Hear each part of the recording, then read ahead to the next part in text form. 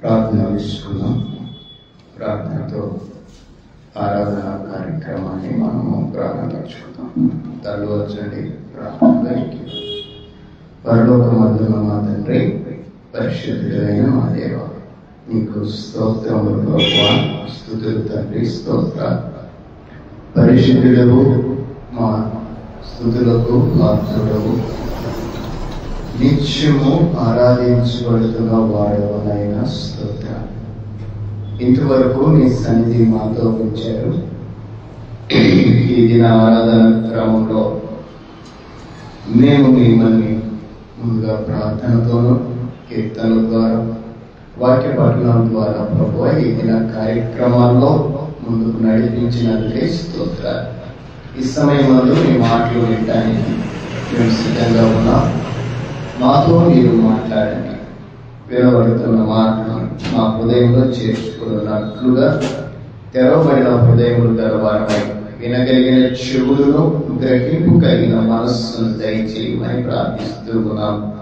అట్టి మాటలను మా హృదయంలో తలపోసుకొనొచ్చు, నెమరు వేసుకొనొచ్చు, అనేకులకు ప్రభువై మీ మాటలు తెలియజేయగలిగిన స్థితిని మాకు కలిగించుమని ప్రభువా మొదలున్న కార్యక్రమాన్ని మమ్మలను మీ చేతికి సమర్పించుకుంటూ యేసుక్రీస్తు నామములో ప్రార్థిస్తున్నాను తండ్రి, ఆమేన్. ఈరోజు నుండి ప్రత్యేకమైన పాఠాన్ని మీ ముందు ఉంచడానికి ప్రయత్నం చేస్తున్నాను. ఒక ప్రత్యేకమైన పాఠం, నాకు తెలిసి కొన్ని భాగాలు ఉండొచ్చునేమో, అంటే మన సమయాన్ని బట్టి కొన్ని భాగాలుగా ఈ పాఠాన్ని స్పష్టంగా ప్రార్థనాపూర్వకంగా లేఖనానుసారంగా దీన్ని ఆలోచన చేసి మనము ముందుకు నడుద్దాం. ఆ పాఠము అంశం ఆరాధన. అంశం ఏంటంటే ఆరాధన. ఆరాధన అనగా ఏంటి? ఆరాధన అంటే ఏంటి? గ్రంథంలో ఈ విషయాన్ని గురించి ఏం రాయబడింది, రకాలేంటి, విధానం ఏంటి, ఆరాధనకు పాత్రులు ఎవరు, ఎప్పుడు ఆరాధించాలి, ఇన్ని ప్రశ్నలకి మనం జవాబును ఖచ్చితంగా కలిగి ఉండాలి. ఈ ప్రశ్నలన్నింటికి కూడా జవాబును కలిగి ఉండాలి. ఏదో ఒక కోణంలో వెళ్తూ నేను ఇలా అనుకున్నానండి అని దాట వేసుకునే ధోరణిలో మనం ఉండకూడదు.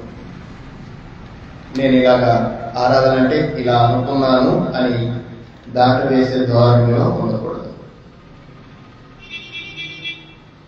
ఈ లెసన్ లేక ఈ సబ్జెక్ట్ చెప్పడానికి కారణం ఏంటంటే, మొన్న నేను ఒంగోలు వెళ్ళాను. అక్కడ చాలా పెద్ద ఆయన, మా బావగారు, ఆయన సేవకుడు. మేబీ ఆ పెద్ద ఆయన కూడా సేవకుడే అయ్యొచ్చు. వీళ్ళిద్దరి మధ్యన ఒక వాదన జరుగుతుంది. నేను పైన ఉన్నాను, కిందికి వచ్చాను. అంటే పైన కార్యక్రమం జరిగే స్థలం నుండి కిందికి రావటంలో వీళ్ళిద్దరి మధ్యన ఒక డిస్కషన్ జరుగుతుంది, ఒక చర్చ. అసలు ఆరాధన అంటే ఏంటి అంటే, ఆయన అడిగేదానికి లేఖనాలు చెప్తున్నాడు. ఈ ఆరాధన గురించి అనేకమైన విషయాల్ని వాళ్ళు చెప్పుకుంటూ ఆ చర్చ కొంచెము సున్నితంగా జరగాల్సిన చర్చ కొంచెము సీరియస్ పొజిషన్లోకి వచ్చేటట్లు కనిపించింది. నేను కిందికి వచ్చేసరికి ఆయన చాలా పెద్ద ఆయన, మేబీ 70+ ఉంటాయి, 70 సంవత్సరాలు పైగానే ఉంటాయి. ఆయన సేవకుడే, ఈయన సేవకుడే. వీళ్ళిద్దరి మధ్య చర్చ, సున్నితంగా జరగాల్సిన చర్చ, సీరియస్ పొజిషన్కి వచ్చేసరికి నేను అక్కడికి వెళ్ళాను. నేను ఒకటే మాట్లాడినా, వాళ్ళ సందర్భాలు అవన్నీ ఆలోచన చేసి, వాళ్ళ ఇద్దరికంటే నేను చిన్నాను. అసలు ఆరాధన అంటే ఏంటి అని అడిగాను. నేను ఒకసారి ఆలోచనలో దిగగలుగుతాను. నేను అడిగిన దానికి పెద్ద సమాధానాలు ఎలా ఉన్నాయంటే, ఆరాధన క్రమాన్ని గురించి చెప్తున్నాడు ఆయన. నేను క్రమాన్ని అడగటం లేదు, అస్సలు ఆరాధన అంటే మీరేమనుకుంటున్నారు ఇన్నేళ్లుగా మీ సేవ, మీ జీవితంలో దీని గురించి మీరేమనుకుంటున్నారు అని అడిగితే, మరలా ఆయన ఆరాధన క్రమాన్ని గురించి మాట్లాడటం ప్రారంభించాడు. నేను ఆయనకు ఒకటే మాట చెప్పాను, పెద్దలు మీరు, అనుభవజ్ఞులు, ఆరాధన అంటే ఏంటో తెలుసుకోవాలి. మనము ఆరాధన క్రమం అంటే ఏంటో కూడా తెలుసుకోవాలి. ఆరాధన యొక్క విధి ఏంటో, విధానాలేంటో తెలుసుకోవాలి. ఆరాధన ఎప్పుడు జరగాలో తెలుసుకోవాలి. టైం సెన్స్ తెలియాలి.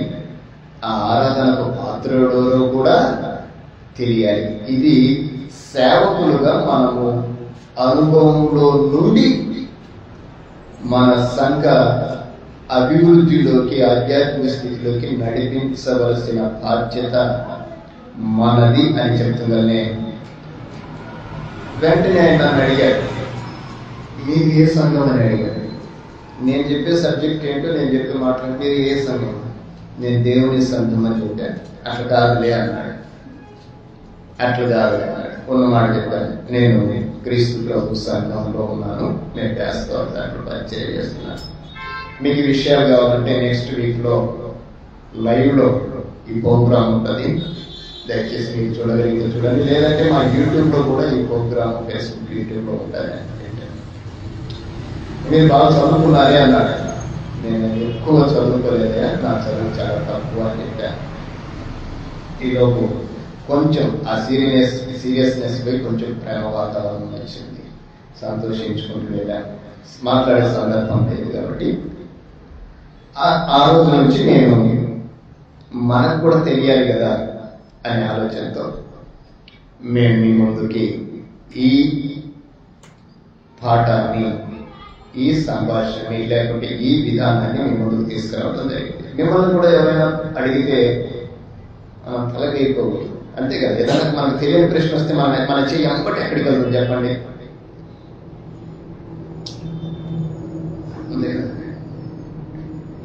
ఏదో ఉంటుంది మన మనసులో, అది చెప్పొచ్చో చెప్పకూడదో కూడా మనకు తెలియదు. అది చెప్తే ఏమవుతుందని ఒక భయం మనం కూడా. వెంటనే మనం బయటికి రాను, ఓపెన్ అవ్వం. ఇది అవునా కాదా, అవునా కాదా సందిగ్ధం. నిజంగా మన కాడ సరైన సమాధానం ఉన్నా దాన్ని మనం చెప్పలేని పరిస్థితి. ఎందుకంటే మన మీద మనకే నమ్మకం లేని పరిస్థితి. వాస్తవంగా దేవుని పిల్లలు ఎప్పుడు కూడా క్లియర్గా ఉండాలి. అంటే దాదాపుగా ప్రతిదీ కూడా తెలుసుకొని ఉంటే దేవుని పిల్లలకి మంచిది. తెలుసుకోవడం వేరు, తెలుసుకున్న దాన్ని పాటించడము వేరు. మేము నేర్పిస్తున్న శిక్షాభివృద్ధి శిక్షణ కార్యక్రమంలో 16 పాఠాన్ని మేము నేర్పిస్తున్న క్రమంలో మా తోటి సహోదరుడు మాట చెప్పాడు, ఈ పాఠాలు నేర్చుకుంటే పని చేయవు,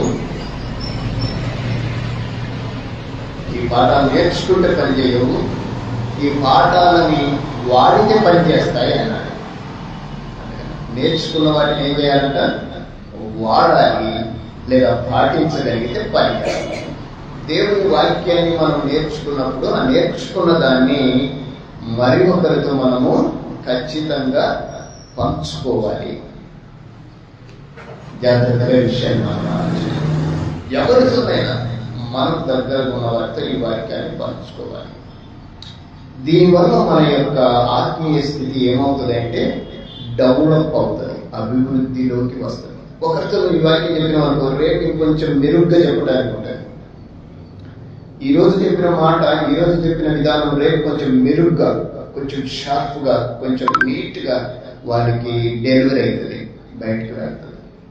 కనుక దేవుని వాక్య విషయాల్లో, ఆరాధన క్రమ విషయంలో, లేకుంటే మనం నేర్చుకుంటున్న ఏదైనా సరే చాలా జాగ్రత్తగా, చాలా కాన్సన్ట్రేషన్తో, అంటే ఏకాగ్రతతో మన మనసులన్నీ కూడా వాక్యం మీద ఉండేటట్లుగా మనం మనల్ని సెట్ చేసుకోవాలి, సిద్ధపరచుకోవాలి. ఈ వాక్య భాగంలోకి వెళ్ళే ముందుగా కొన్ని విషయాలు మిమ్మల్ని నేను అడుగుతాను. ఎప్పుడు అడిగేది మళ్ళీ అడుగుతాను. మనం ఏం ఎందుకు కట్టుకుంటాం? ఒక గృహాన్ని ఎందుకు నిర్మించుకుంటాం? అమ్మా గట్టి చెప్పండి, ఏమైంది? మీరు చెప్పే మాట కరెక్టే, మీరు ఎప్పుడు తప్పు చెప్పారు. ఎందుకు నేను మళ్ళీ ఆగిపోయాను. నేను ఏమంటున్నాను, ఎందుకు మనం ఇల్లు కట్టుకుంటామంటే చెప్పండి, మనం ఉండడానికి, అంతే కదా. అది కేటానికే కాదు కదా. ఇప్పుడు చాలా మంది అది చేస్తున్నారు. మన దాని కాదు, ఉన్నోళ్ళ పరిస్థితి. మనం ఇల్లు కట్టుకుంటే మనం ఉండడానికి. నెక్స్ట్ వచ్చాం, బట్టలు ఎందుకు కొనుక్కుంటాం? మనం వేసుకోవడానికి. ఆహారం ఎందుకు కొనుక్కుంటాం? మనం తినడానికి. ఏమి మనం చేసినా అది మన కోసమే అనేది మనం మర్చిపోవాలి. అది మనమే చేసుకోవాలి, మన కోసమే. అంతేనా? రైట్. దేవుడు కూడా మనల్ని చేశాడు. ఆయనే కదా మనల్ని పుట్టించింది. దేవుడు మనల్ని పుట్టించాడు. ఎందుకోసం పుట్టించాడు? మీరు చెప్పిన జవాబు చెప్పండి. దేవుడు మనల్ని పుట్టించాడు. మనమందరము కూడా ఆయన వారము అని చెప్పారు. అంతేనా? నూరు కీర్తన అదే కదా, దేవుడే మనలను పుట్టించను, మనము ఆయన వారము, మనము ఆయన ప్రజలము, మనము ఆయన నీకు. ఇప్పుడు మనల్ని దేవుడు ఎందుకు పుట్టించుంటాడు? ఎందుకోసం అంటారు చెప్పండి? తినుము, త్రాగుము, సుఖించుము అంటానికి పుట్టించాడా? లేక ఆయన మనసులో ఏదైనా ఉంది పుట్టించాడా? Something there. జాగ్రత్త విషయాన్ని, దేవుడు మనల్ని పుట్టించాడు అంటే ఈ భూమి మీద మానవుడిగా పుట్టిన ప్రతి ఒక్కరు కూడా కారణం లేకుండా ఎవరు, ఏదో కారణం ఉంది మనం పుట్టామంటే. అందుకే పెద్దలు కొంతమంది తత్వవేత్తలు అంటారు, మానవుడు కారణ జన్ముడు అంటారు. ఏదో ఒక కారణం వలన, ఒక కారణం నిమిత్తమై మానవుడు అంటే దేవుడు మనల్ని పుట్టించిన దానికి ఏదో కారణం అయితే ఉంది. ఏంటి ఆ కారణం తెలియాలి మనకి. ఏమై ఉంటుంది? బట్టలు తెచ్చుకొని బీరువాలు పెట్టి చూసుకోవడానికి మనం బట్టలు కొంటామా? మనం కదా. భోజనం వండుకొని అలాగే పెట్టుకొని చూసుకుంటా అనుకుంటా ఉంటామా? ఉంటాం కదా. ఇల్లు కట్టుకొని ఇది ఇల్లు, ఇది ఇల్లు, ఇది ఇల్లు అని దాన్ని చూసుకుంటూ ఉంటామా? ఉన్నాం కదా. మనం ఏం చేసుకున్నా దాన్ని అనుభవించాలనే ప్రణాళికతోనే మనం చేసుకుంటాం. అది కూడా మనకు నచ్చినట్లుగా డిజైన్ చేసుకుంటాం. అవునా కదా? ఎట్లా పడితే చేసుకుంటాం అంతా టేస్టీగా అవుతాయి. బట్టలు ఏ టైప్ కొంటామా? నచ్చాలి. ఇది కూడా మనకు నచ్చిన డిజైన్లోనే ఉన్న దాంట్లో మనకు నచ్చినట్లుగా చేసుకుంటాం. మనకు నచ్చినట్లు చేసుకున్న దాన్ని అనుభవిస్తాం.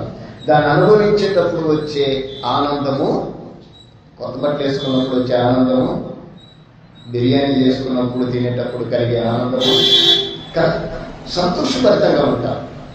ఇది మన వర్గం. అలాగే దేవుడు కూడా మనల్ని నిర్మించిన విషయంలో ఒక సంకల్పాన్ని కలిగి ఉన్నాడు. అది మనము గుర్తెరగాలి. మనమే కాదు, ప్రతి ఒక్కరూ గుర్తెరగాలి. దేవుడు ఉన్నాడని ఎరిగిన ప్రతి ఒక్కరూ గుర్తెరగాలి.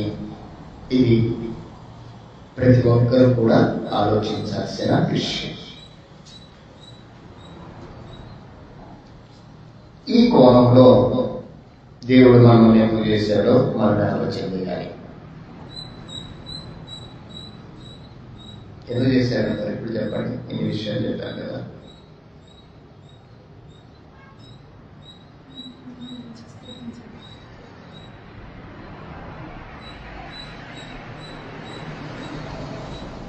దానికోసం చేసుకున్నాడు. భూమి మీద మానవులను చేయడానికి గల కారణము ఏంటో తెలుసా? ఎందుకు చేశాడో తెలుసా? పరలోకంలో ఆయన దేవదూతల ద్వారా, కోటానుకోట్ల సైన్య సమూహం ద్వారా, షెరూబులు కెరూబుల ద్వారా పరలోకంలో స్తుతించబడుతున్న దేవుడు ఈ భూలోకంలో కూడా స్తుతించబడాలని, మహిమపరచాలని కోరుకున్నాడు. మరి కోరుకున్నప్పుడు ఆయన ఎవరిని పుట్టించాలి చెప్పండి? అక్కడ ఉన్న ఇక్కడికి ట్రాన్స్ఫర్ చేయొచ్చుగా. అక్కడ వలన అక్కడే ఉంచి ఇక్కడ ఆ స్థితిని పొందుకోవటానికి, దేవుడు ఆ స్థితిని పొందటానికి, బాగా ఉండండి, ఈ సర్వ సృష్టిని సృజించడానికి గల కారణం ఇది. ఈ సృష్టిని అంతటిని ఎందుకోసం సృజించాడు తెలుసా? మానవుని కోసమే. ఈ సృష్టిని అంతా సృజించిన తర్వాత, సృష్టిని ఎలా సృజించాడు చెప్పండి? ఎలా సృజించాడు? సృష్టిని సృజించడం ఎలా చేశాడు? ఎట్లా? మాటతోటి భూమి కలుగులుగా కంటే ఆకాశము భూమి వేరవులుగా కంటే వేరే, సూర్య చంద్ర నక్షత్రములు కలుగులుగా కంటే కలిగినాయి. భూమి మీద ఉండబడిన విత్తనములు ఇచ్చే చెట్లు, పక్షులు సమస్తము కలుగులుగా కంటే కలిగినాయి. సమస్తాన్ని కూడా మాటతోటే చేశాడు. బాగా గమనించాలి. మరి మనిషిని బాగా అవన్నీ ఈ సృష్టి అంతా కూడా ఎలా కలిగినాయి? భూమి మీద ఉండబడిన పంచభూతాలని అనుకోండి మీరు ఒకసారి. ఎలా కలిగినాయంటే మాటతోటే కలిగినాయి. కానీ మనిషి ఇప్పుడు ఇన్ని చేసిన దేవుడు ఏం చేయాలి చెప్పండి? చార్గాక చేశాడంటారా? ఇన్ని చేసిన దేవుడు ఏం చేయాలి? మనిషిని కూడా, మనిషి కలుగులు కాకంటే కలగడా? భూజంతువులు, సముద్రంలోని జలచరాశులు, ఆకాశ పక్షులు, సమస్త జీవరాశులన్నీ కూడా మాట ద్వారా కలుగులుగా కంటే కలిగినవి.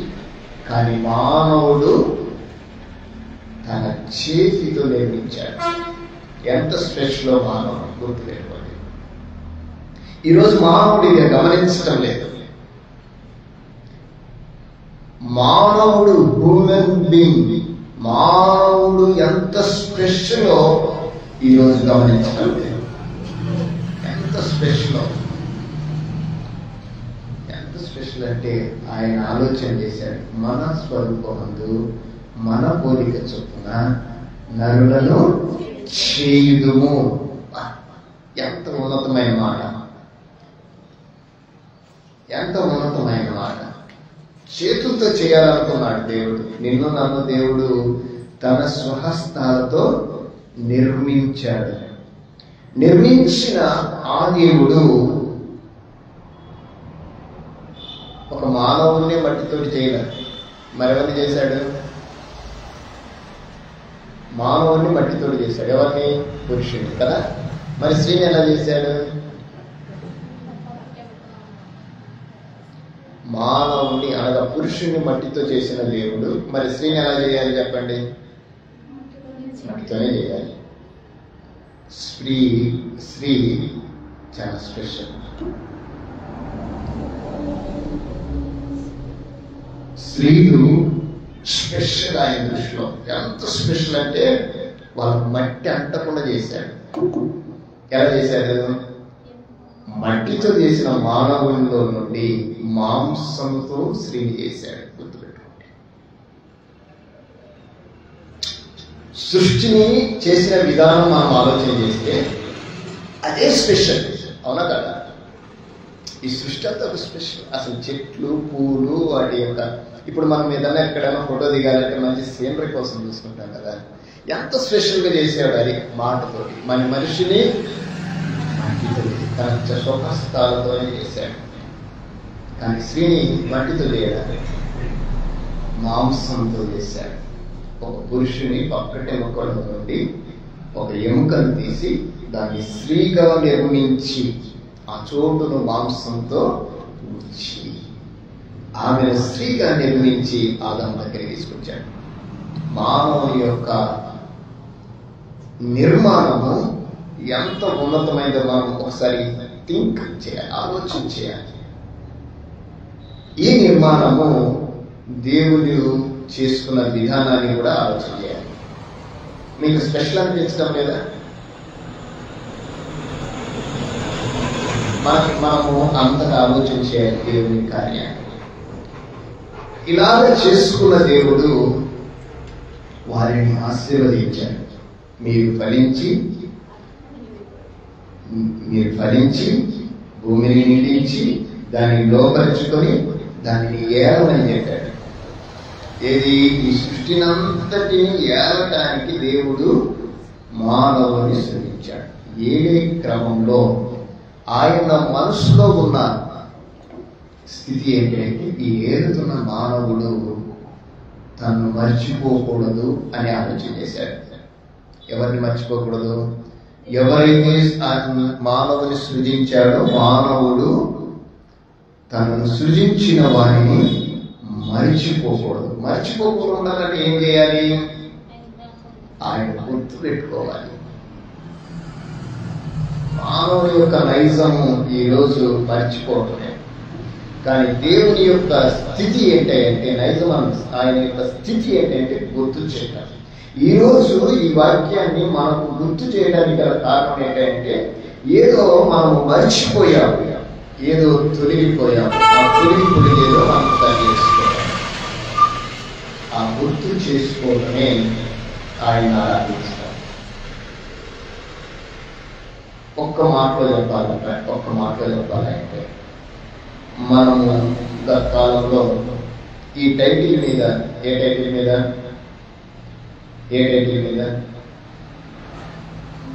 ఈ ఆరాధన అనే టైటిల్ మీద ఎన్ని సినిమాలు వచ్చింటాయి? చాలా సినిమాలు వచ్చాయి లేదా? ఒకే పేరు చాలా సినిమాలు వచ్చాయి. నేను అప్పుడప్పుడు అనుకునేటోని ఆరాధన అంటుందనే అలాంటిదేమో అనుకునేటోని. కానీ ఆ మాటకి వాళ్ళు చూపించిన అర్థం ఏంటంటే ఆ సినిమాలో ఉండేదంతా ఏంటంటే ప్రేమ. ఇక్కడ కూడా ఉండేది ఏంటంటే ఆరాధన గురించి ఒక మాటలో మనం చెప్పాల్సి వస్తే మనము ఆయనను ప్రేమించాలి. ఆయనను మనం ప్రేమించి ఆ ప్రేమ బాటలో మనం నడవాలి. అర్థమవుతుందా? నెంబర్ 1 ఇది మా నామసు. నేను బైబిల్లో నుండి ఒక సమాచారాన్ని మీకు చూపిస్తాను. ఆరాధనకు నిర్వచనం మీరు నోట్ చేసుకోండి. మాట ఆరాధనకు నిర్వచనం బాగా వినాలి. ఆరాధన అనగా ఏంటో మనం చూస్తున్నాం. ఆరాధన చేయాలి, ఎందుకు చేయాలి అనే విషయంలో దేవుని యొక్క మనసు ఏంటో మనం ఆలోచన చేస్తూ ఉన్నాం. దాని గురించి ఇంత మీకు పరిచయం చేయాల్సి వచ్చింది. పాఠంలోకి వెళ్తున్నాం. పాఠంలోకి వెళ్ళే ముందు ఆరాధన యొక్క నిర్వచనం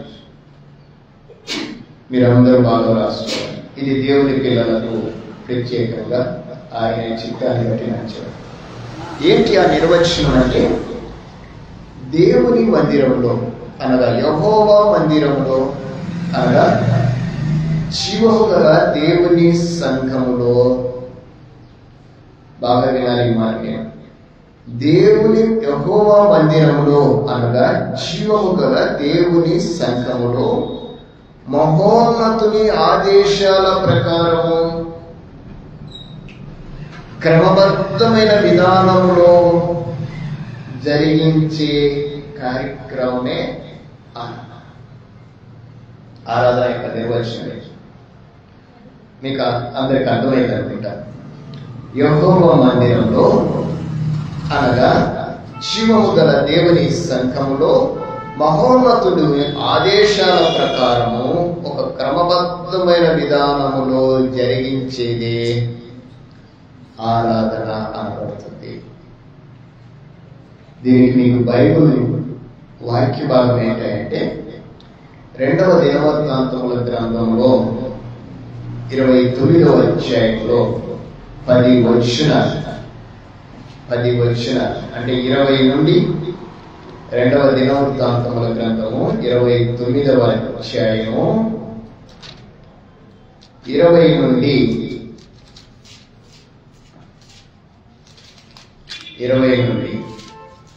30 వచనాల వరకు ఈ మాటను మనము చదువుతాం. 29, 20 నుండి. ఇక్కడ ఒక రాజు తాను చేసిన ఆరాధనల గురించి, కార్యక్రమాన్ని గురించి గ్రంథకర్త చాలా స్పష్టంగా దీన్ని రాశాడు.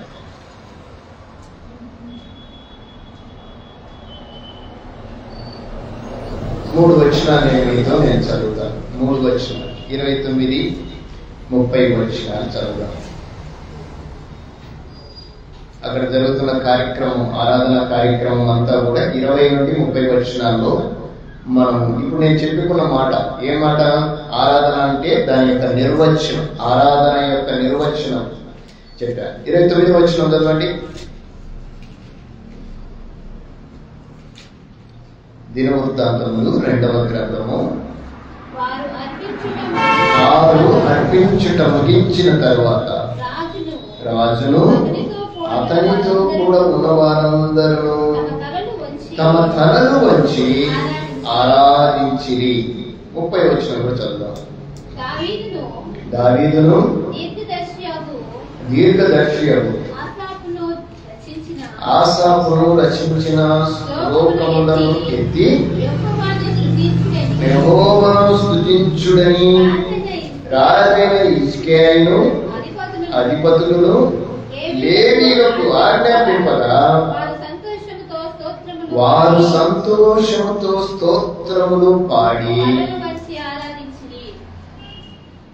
అప్పట్లో ఆరాధన జరిగిన విధానాన్ని చూస్తే, ఇప్పట్లో జరుగుతున్న ఆరాధన యొక్క విధానాన్ని చూస్తే భయం అనిపిస్తుంది.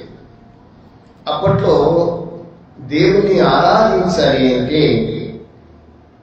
దేవుణ్ణి ప్రేమించే విధంగా ఆరాధించేవారు. ఆయన భయభక్తులతో క్రమం తప్పకుండా ఆరాధించేవారు. ఆ రోజు ఆరాధన అలా జరిగింది. ఎందుకే? ఆరాధన యొక్క నిర్వచనము ఒక క్రమబద్ధంలో ఉంటుంది అని చెప్పాము. మరి ఆరాధన నిర్వచనం అది అయితే ఆరాధికుని యొక్క నిర్వచనం ఏంటి? ఏమా? ఆరాధన నిర్వచనం అది.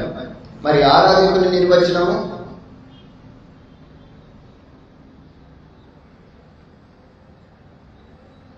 ఇక్కడనే మనం కొంచెం ఆలోచన చేయాలి.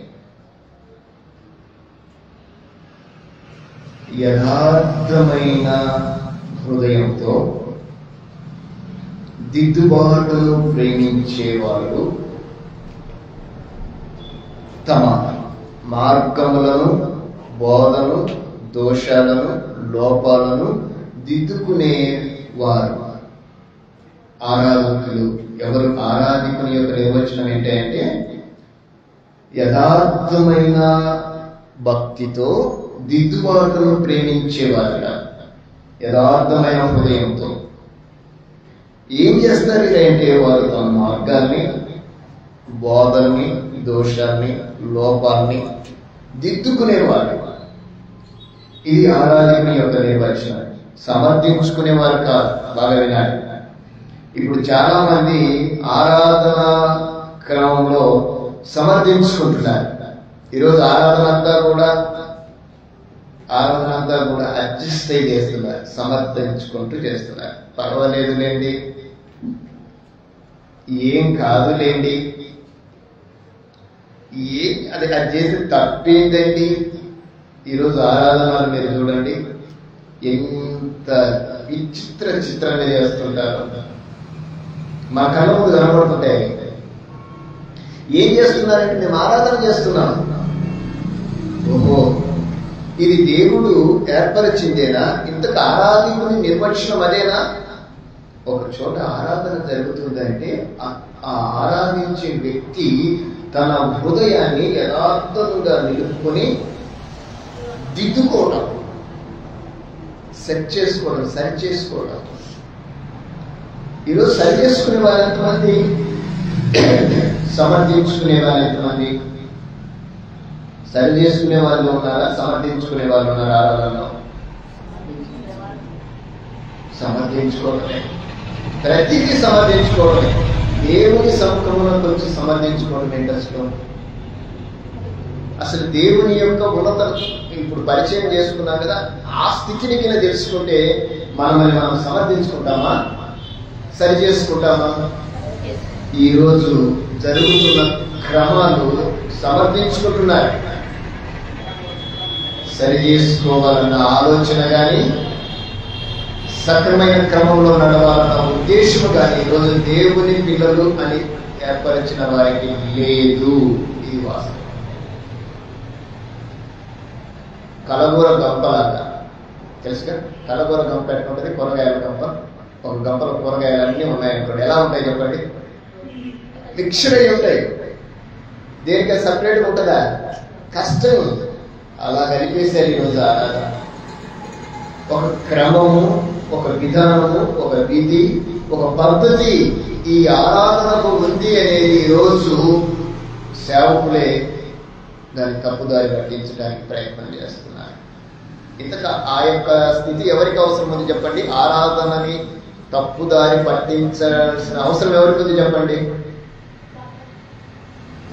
ఇప్పుడు వాళ్ళు పనిచేస్తున్నారు. ఎవరి ద్వారా?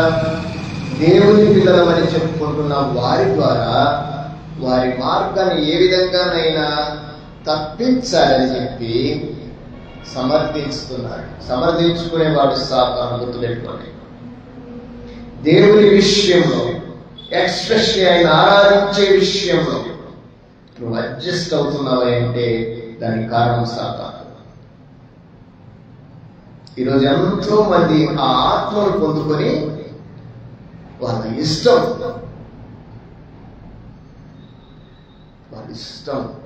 అరుపులు, పెడబొప్పులు, అసలు గురకరాలు, డబ్బాలు ఎత్తి ఎలాగ గలగల అనే శబ్దం వస్తుంటుందో ఆ కోణంలో ఈరోజు ఆరాధనను మార్చి పడేశాడు సాతాను. ఒక ప్రశాంతత లేదు, దిద్దుబాటు లేదు. ఎంతమంది దిద్దుకుంటున్నాం మనం ఈరోజు చెప్పండి?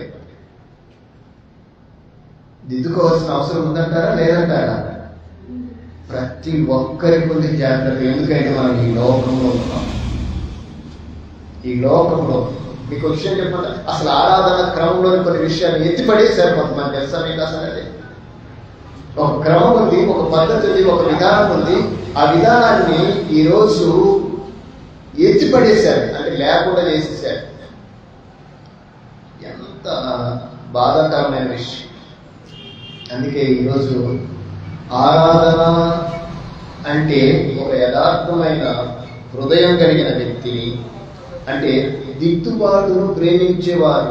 బాగా ఉండండి, యథార్థవంతులు ఎలా ఉంటారంటే దిద్దుబాటును ప్రేమిస్తారు. వారు ఎంత ఉన్నతులైనా తండ్రి దగ్గరికి వచ్చి ఆయన ఎదుట మోకాలుండి, ప్రభువా నేనేమైనా నీ ఎడల నీకు అనుకూలం కాకుండా నేనేమైనా చేశానేమో, చూపులోనో, మాటలోనో, ఆలోచనలోనో, ప్రవర్తనలోనో నేనేమైనా చేశానేమో, ఒకసారి నన్ను సరిచేయవా అని అడిగే మనసు ఎంతమందికి ఉంటుంది చెప్పండి? తెల్లటి బట్టలు వేసుకున్నంత మాత్రాన మన పరిశుద్ధులు కాదు. ఈరోజు ఒక వేషం వేశారు వారు. ఆ వేషానికి ఈరోజు మనుషులు ఈరోజు ఏమైపోయారంటే అది పరిశుద్ధత అనుకుంటున్నారు. బైబిల్ చెప్పింది సాతానట తానే వెలుగుదూత వేషం వేసుకొని వస్తాడట. ఏ వేషం చెప్పండి వాడు? అసలు దేవదూత అంటే అలా ఉంటాడు, పాస్వయ్య అంటే అలా ఉంటాడు అనే వేషం ఈరోజు ఎవరి మీద? సమర్థించుకునే వారు చేసే క్రమం ఇది. అంటే తమని తాము కప్పేసుకునే క్రమం, దిద్దుబాటు చేసుకునే క్రమం కాదు. అసలు ఆరాధికుల యొక్క నిర్వచనాన్ని మనం తెలిస్తే గుండెలు జారిపోతాయి. మనకి ఆరాధికులు అలా ఉండాలంట, దిద్దుబాటును ప్రేమించేవాడిగా ఉండాలంట, దిద్దుకునేవాడిగా ఉండాలి. అప్పుడే మనము ఆరాధన చేయగలం. ఆరాధన నిర్వచనం అది, ఆరాధికుల యొక్క నిర్వచనం. ఎన్నో బైబిల్లో చాలా విషయాలు ఉన్నాయి. కీర్తన గ్రంథం 50వ అధ్యాయం 17వ వచనంలో మాటలు ఉన్నాయి. యెషయా గ్రంథం 2వ అధ్యాయం 2వ వచనం 6వ వచనంలో, రోమీయులకు రాసిన పత్రిక 2వ అధ్యాయం 15వ వచనం, తిమోతికి రాసిన పత్రిక 4వ అధ్యాయం 5వ వచనం, తీతుకు రాసిన పత్రిక 1వ అధ్యాయం 15వ వచనం. చాలా విషయాలు ఆరాధికుల యొక్క నిర్వచనంలో దాగి ఉన్నాయి. దీని గురించి నేను కొన్ని విషయాన్ని మీ ముందు ఉంచడానికి ఇష్టపడుతున్నాను. ఈరోజు ఆరాధన పరిచయమే మీ ముందు ఉంచుతాను. అసలు ఆరాధన అనే పదము గ్రీకు భాషలో ప్రోస్కునేమో అనే పదం నుండి వచ్చింది. ఎందుకు ఈ మాట చెప్తున్నానంటే, ఈ గ్రంథము ఏ భాషలో నుండి అనువదించబడింది? ఆదిమ హెబ్రీ గ్రీక్ భాషలో నుండి అనువదించబడింది. గ్రీకులో ఈ పదం యొక్క అర్థం ఏంటంటే ప్రోస్కునేమో అని అర్థం. హిబ్రూ భాషలో లాల్ హక్ ఓహెడ్, లాల్ హక్ ఓహెడ్. ఇంగ్లీష్లో అయితే వర్షిప్ అని రాయబడింది. 3 భాషలు. ఈ 3 భాషల ద్వారా మనకు తెలుగులోకి వచ్చిందే ఆరాధన. ఆదిమ హెబ్రీ గ్రీకు భాషల్లో నుండి ఇంగ్లీష్లోకి వచ్చి, ఇంగ్లీష్లో నుండి తెలుగులోకి అనువదించబడిన గ్రంథమే బైబిల్. ఇది అనేక భాషల్లో కూడా ఉంది.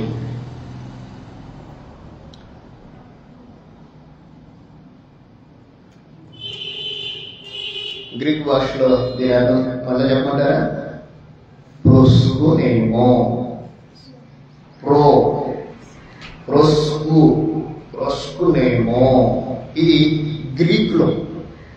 హిబ్రూ భాషలో లా ఆఫ్ ఓహెడ్ అంటారు. మీకు రాసి చూపిస్తాను. రాసి చూపించాలని అభిప్రాయం. నేను మళ్ళీ రాస్తాను. ఆ ఆరాధన పదాలు నేను రాసిస్తాను ఇంగ్లీష్లో వర్షం. దీన్ని బైబిల్లో ఆయా స్థలాల్లో మనం చూస్తాం. ఏంటిది వర్షిప్ అనేది అంటేది ఏంటో నేను మీకు చూపించడానికి ప్రయత్నం చేస్తాను. మొట్టమొదటి మాట ఏంటంటే మ్రొక్కుట అని అంటారు. మ్రొక్కుట దీనికి కొన్ని సంబంధించిన వచనాలు ఉన్నాయి. నేను మీకు ఈ పాఠాన్ని మీకు వాట్సాప్లో పెడతాను. మీరు కష్టపడదు వాట్సాప్లో పెడతాను. లేదంటే మళ్ళా కూడా ఇక్కడ కూడా వెళ్ళచ్చు. మ్రొక్కుట ఆదికాండము 22వ అధ్యాయం 5వ వచనంలో ఇస్సాకును అబ్రహాము బలి ఇచ్చేటప్పుడు జరిగిన ఒక సందర్భం ఏంటో చెప్పండి. 22:5 ఆదికాండం. మీరు త్వరగా చదవాలి, నాకు సమయాన్ని తెలియజేయండి. ఒకళ్ళ వాచ్ ఇక్కడ పెట్టండి, ఒకళ్ళ సెల్ ఇక్కడ పెట్టండి. నాకు టైం కావాలి, టైం కూడా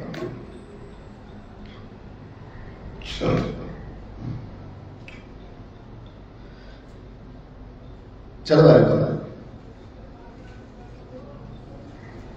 ఆదికాండము 22వ అధ్యాయం 5వ వచనం. తన పనివారితో మీరు గాడిదతో ఇక్కడనే ఉండి నేనును ఈ చిన్నవాడును అక్కడికి వెళ్ళి దేవునికి మొక్కి మరల మీ యొద్దకు వచ్చినని చెప్పి. ఎవరికి మొక్కి వస్తారట?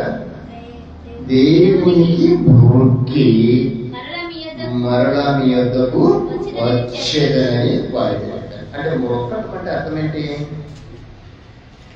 మొక్కటం అంటే అర్థం ఏంటి? మొక్కటం అంటే అర్థం ఏంటి? ఏమా మొక్కటం అంటే అర్థం ఏంటి? అప్పుడప్పుడు మనం కూడా ఏం చేస్తాం? మొక్కుతామా, మొక్కుబడి చేసుకుంటామా? చెప్పండి. మొక్కుతామా, మొక్కుబడి చేసుకుంటామా? మనం ఏదైనా అనుకున్నాము అంటే అది చేయాలనుకోవటమే మొక్కుబడి. అనుకున్నది మొక్కుబడి.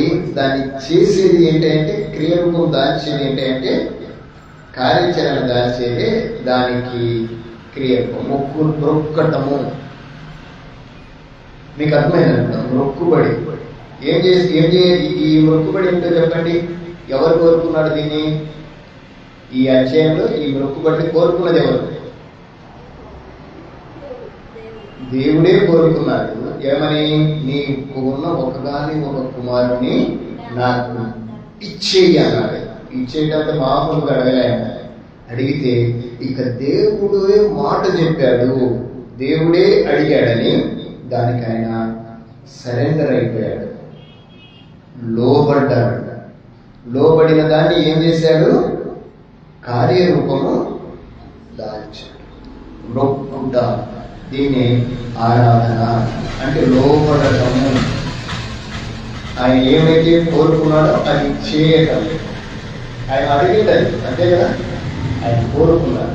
కోరుకున్న దాన్ని మనం చేయటం. మనం అనుకున్నది చేయటం కాదు, ఆయన కోరుకున్నది చేయటం ఆరాధన. అర్థమవుతుంది. దీంట్లోని అంతర్వాక్యం ఏంటంటే, దేవుడు ఏమైతే మన దగ్గర నుంచి కోరుకుంటున్నాడో దాన్ని కార్యరూపంగా చేయటమే ఆరాధన. రెండవది సాగిలపడటం. సాగిలపడటం. నిర్గమకాండం 24వ అధ్యాయం 1వ వచనం. నిర్గమకాండం 24వ అధ్యాయం 1వ వచనం. మీకు చాలా చాలా వచనాలు ఉన్నాయి వీటికి సంబంధించిన విషయాలు. మరియు మోషే దొరికాడు.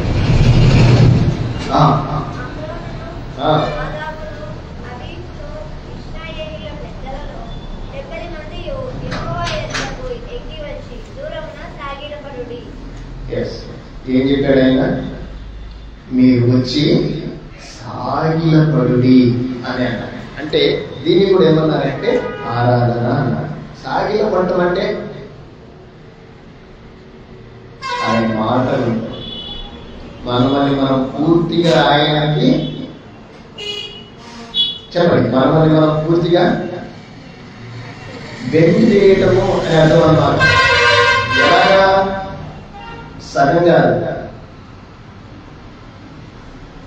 సగంగా ఇక్కడ అన్నాడు సాగిలపడదము. ఆయన ఎదుట సాగిలపడమని చెప్పాడు 24వ అధ్యాయం 1వ వచనంలో. ఇంకోటి ఇది కూడా ఆరాధనే. మరొక నమస్కారం చేయడం. నిర్గమకాండం 34వ అధ్యాయం 14వ వచనం. నిర్గమకాండం 34వ అధ్యాయం 14వ వచనం.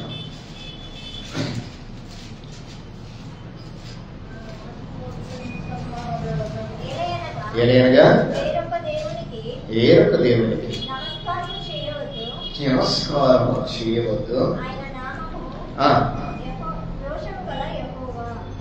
ఈయన ఏమని చెప్తున్నాడంటే, ఇక్కడ మీరు మరొకరికి నమస్కారం చేయండి. నమస్కారము అనే మాట ఎక్కడి నుంచి వచ్చిందో తెలుసా అమ్మా? నమస్కారం అనే మాట ఎక్కడి నుంచి వచ్చిందో తెలుసా? చెప్పండి. సంస్కారవంతుల దగ్గర నుంచి వచ్చింది. సంస్కారం కలిగిన వారే చెప్పండి నమస్కారం చేస్తారు. అప్పుడప్పుడు మనం అంటుంటాం నమస్కారానికి ప్రతి నమస్కారము సంస్కారము అంటాం.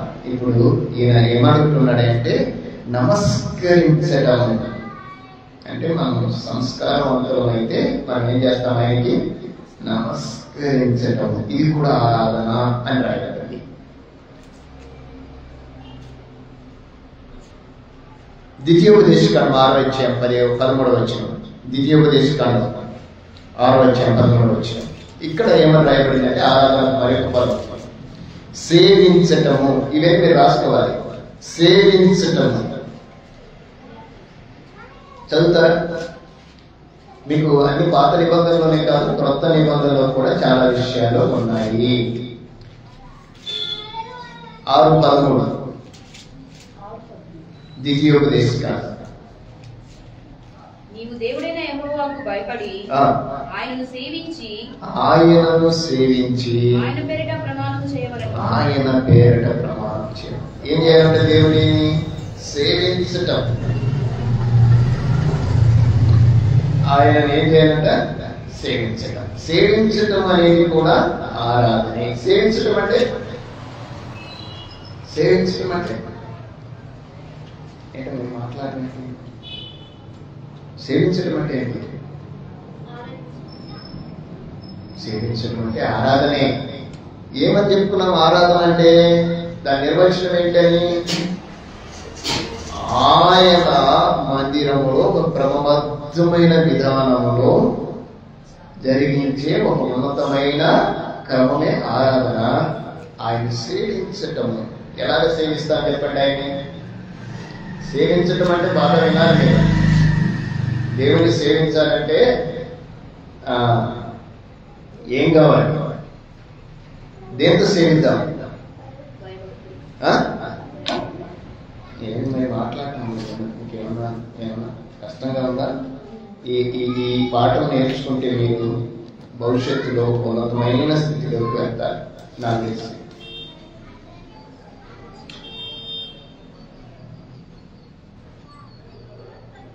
సేవించటం అంటే ఒక మాట మీద నేను చెప్తాను. అపోస్తుల కార్యం 17వ అధ్యాయం 25వ వచనం చదవండి. సేవించటము, ఆయన ఎలాగ సేవించబడతారో చెప్తున్నాడు. ఆయన అందరికీ జీవమును ఊపిరిని సమస్తమును దయచేయబడు గనుక తనకేదైనా కొదువైనట్టు మనుషుల చేతులతో.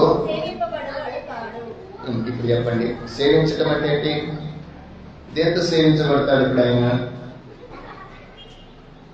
ఏం మాట్లాడాలంట? ఎలా సేవించబడతాడు? దేవుణ్ణి మనం సేవించాలి లేదా ఆరాధించాలి. ఇప్పుడు సేవించడం అంటే అర్థం ఏంటి అంటే బాగా వినండి. చేతులతో సేవించబడేవాడు అంటే చేతులతో కాకుండా ఏదో ఒకటి ఉంది ఆయన మనం సేవించే. ఉందా లేదా? మన దగ్గర ఉందా లేదా? లేదమ్మా. మనలో ఆయన ఒక జీవాత్మను ఉంచాడు. జీవాన్ని ఉంచాడు. ఈ జీవాత్మను అనగా ఈ ఏదైతే మనలో ఆ జీవాత్మ ఉందో దాని ద్వారా ఆయన సేవించబడాలని ఆశపడుతున్నాడు. పెదవులతో కాదు. ఇంకొక మాట కూడా ఉంది, ఆయన పెదవులతో సేవించబడేవాడు. అందుకే ఇదే సేవించబడటం అంటే ఏదో ఒక సంథింగ్ ఉంది ఆయనకి మీ ద్వారా సేవించబడాలి. మూడవది ఇంకోటి పూజించటము. ద్వితీయోపదేశకాండం 4వ అధ్యాయం 19వ వచనం. ద్వితీయోపదేశకాండం 4వ అధ్యాయం 19వ వచనం ఒకసారి చదువుతారా? ఈ పర్యాయ పదాలు, ఆరాధనకి పర్యాయ పదాలు ఇవన్నీ కూడా త్వరగా చదవాలి. నేను ఈ ఆరాధన యొక్క పర్యాయ పదాలనే మీకు చెప్పి ముగించడానికి ఇష్టపడుతున్నాను. టైం అయిపోతుంది.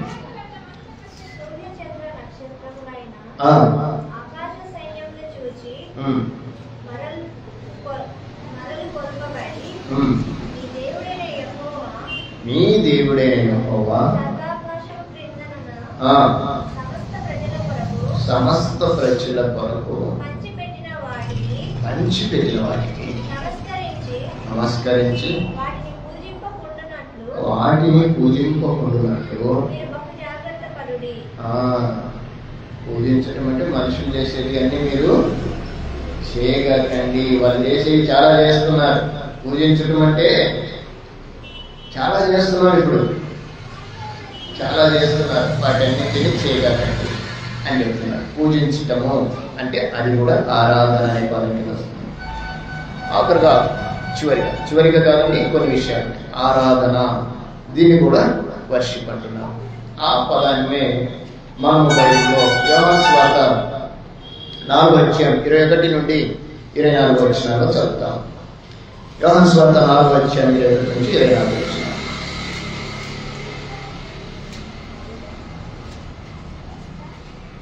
త్వరగా చదవాలి.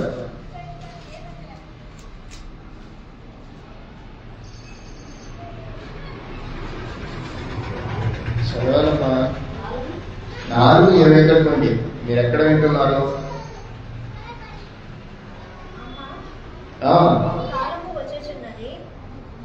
చదవండి.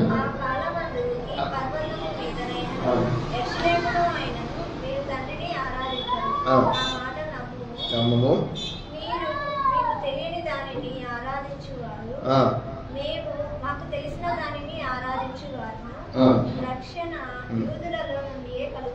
కలుగుచున్నది. అయితే యథార్థముగా ఆరాధించువారు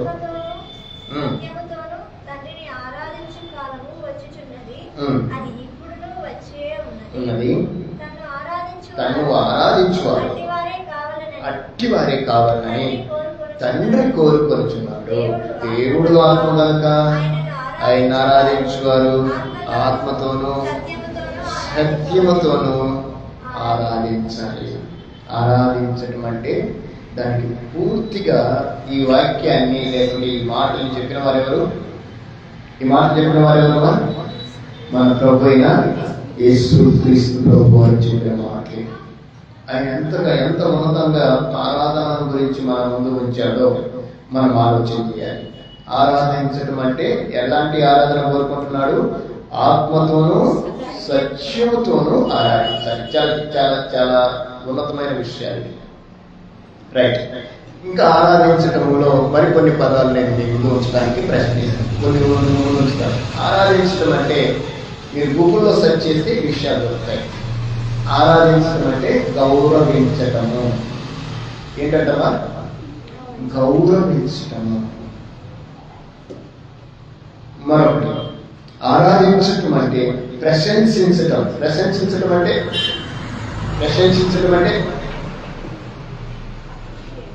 అప్రిషియేట్ చేయటం, పొగడటం. ఎవరినైతే ఆరాధిస్తున్నామో ఆ వ్యక్తిని లేకుంటే ఆ స్థితి కలిగిన వారిని ప్రశంసించటం, గౌరవించటం ఆరాధన. ఇంకోటి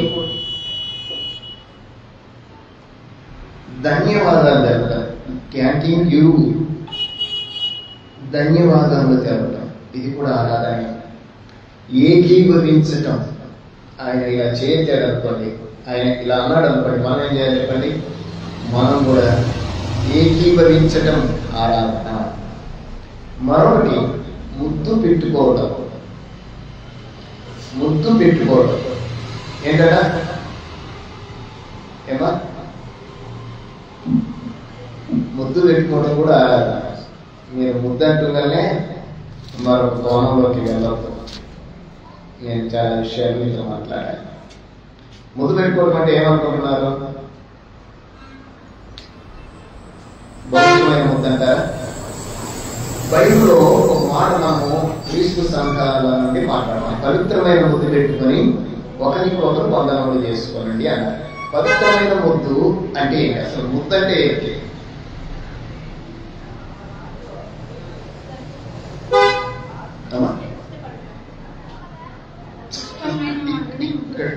ఇక్కడ నిజమే. ఇక్కడ ఏమన్నాడంటే ముద్దు పెట్టుకోవడం కూడా ఆరాధన అని చెబుతుంది. ముద్దు పెట్టుకోవడం కూడా ఆరాధన అంటే అర్థం ఏంటి? మన వరకు లేదు. బాగా వినండి. మనము మన సంగతులనే ఆలోచన చేస్తాం. ఒక వ్యక్తి నాకు నచ్చేవాళ్ళనుకోండి, నాకు బాగా నీ మీద ప్రేమ ఉండాలి అంటే ప్రేమించాలి, ముద్దు పెట్టుకుంటాను. అంతే కదా? ఇష్టపడతాం అంటే నేను ఇష్టపడినానని చెప్పడం, అంతే కదా? ముద్దు పెట్టుకోవడం. ఇది మన ఆలోచన. దానికి బైబిల్లో ఏమని రాయబడిందో చూద్దాం. మనం బైబిల్ వచ్చినానికి కోడ్ చేద్దామా, మనకు వచ్చినానికి కోడ్ చేద్దామా? బైబిల్ సామెతల గ్రంథం రండి నాతో పాటు 24వ అధ్యాయం. నువ్వు అన్నీ నేను చెప్తా ఉంటాను. 24వ అధ్యాయం.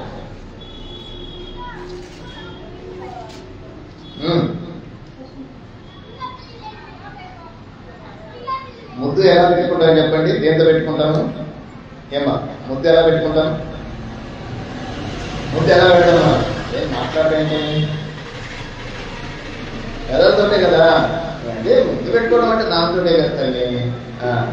26వ వచనం చదవండి. ఏమని రాయబడిందో? సరైన మాటలతో ప్రత్యుత్తరం ఇచ్చుట పెదవులతో. ముద్దు పెట్టుకోవడం అంటే అర్థం ఏంటంటే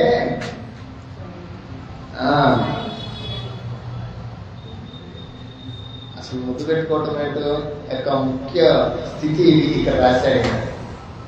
ఈ ముద్దులో రకాలు ఉన్నాయి తల్లి, జాగ్రత్తగా ఉండండి. కొన్ని ముద్దులు ఉన్నాయి తెలుసా మాకు?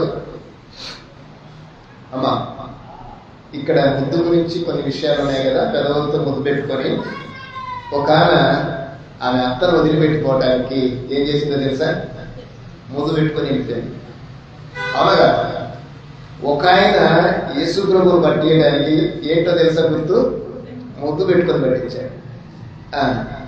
దేవుని పిల్లలట పవిత్రమైన ముద్దు పెట్టుకొని ఒకరికి ఒకరు అంటే ఒకరిని ఒకరు ఆరాధించుకోవటము అంతేనంటారా?